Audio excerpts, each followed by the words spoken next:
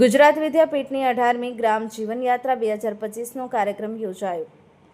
મહાત્મા ગાંધીજીના રચનાત્મક કાર્યક્રમોને ધ્યાનમાં રાખી અને ગુજરાત વિદ્યાપીઠ અમદાવાદ દ્વારા 6 દિવસીય સ્વાવલંબન ગ્રામ જીવન યાત્રાનું આયોજન કરવામાં આવ્યું હતું।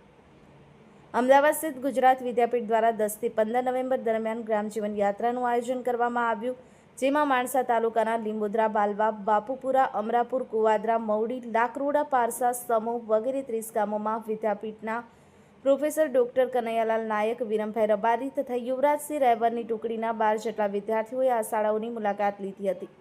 તારીખ 15/11/2025ના રોજ આ ગ્રામજીવન યાત્રા અંતિમ દિવસે સમાપનના કાર્યક્રમમાં માણસા સ્થિત રાખવામાં આવ્યો હતો, જ્યાં કોલેજના વિદ્યાર્થીઓને પણ સ્વાવલંબનનું મહત્વ માણસા તાલુકાના BRC રોહિતભાઈ પટેલ, જેઓ વિદ્યાપીઠના પૂર્વ વિદ્યાર્થી છે, એમણે ગ્રામજીવન યાત્રાની શરૂઆતથી અંત સુધી સાથ સહકાર આપ્યો તથા ચંદ્રાલા હાઈસ્કૂલના આચાર્ય શ્રી રાકેશભાઈ પટેલ તથા માણસા પ્રાથમિક શાળાના ડોક્ટર આચાર્ય રાકેશભાઈ પટેલ, કે જેઓ વિદ્યાપીઠના વિદ્યાર્થી છે, તેમનો પણ સાથ સહકાર ખૂબ મળ્યો હતો।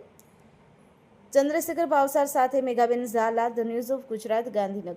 આપણે વિદેશી વસ્તુઓના ગુલામ તો છીએ જ। આપણે કોઈ ઇલેક્ટ્રોનિક આઇટમ્સ હોય કે કોઈ ગેજેટ્સ હોય કે કંઈ પણ હોય તો આપણે ચાઇનાની વસ્તુ વાપરવાનું વધારે પ્રિફર કરીએ છીએ, કારણ કે આપણા જે દેશની વસ્તુ છે એના કરતાં સસ્તી છે। તો કે શા માટે? તો કે પહેલાનો એ ટાઈમ હતો કે આપણે ભારતમાં એટલા ઉદ્યોગો નહોતા, આટલી ટેકનોલોજી નહોતી, એટલે આપણે એ વસ્તુ વાપરીએ એ શક્ય હતું। પણ હવે શા માટે? તો હવે કે મતલબ કે છેલ્લા 20 વર્ષથી આપણે જોઈએ છીએ કે આપણે દરેક રીતે પ્રગતિ કરી છે, ચાહે એ શૈક્ષણિક રીતે હોય, સામાજિક રીતે હોય કે આર્થિક રીતે।